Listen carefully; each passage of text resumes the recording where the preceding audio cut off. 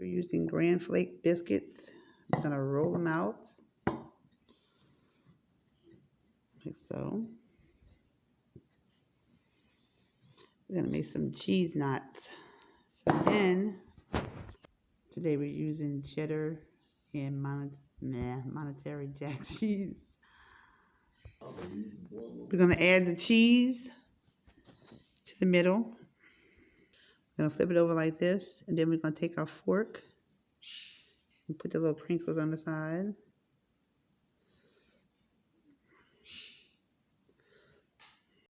Can do it to each one. Now you can add cheese, meat, whatever you want to put inside. Now go ahead and bring these to the pot.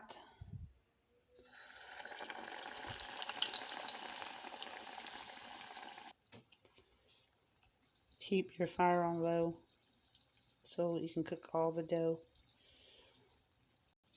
There you have it, guys. Made some garlic butter sauce to go on top, or you can dip it in it, whatever you like. But I'm about to break one open so I can show you what it looks like inside. It's very hot, you guys. See the cheese inside. There you have it. And we can dip it in the sauce if you like. Ow, hot.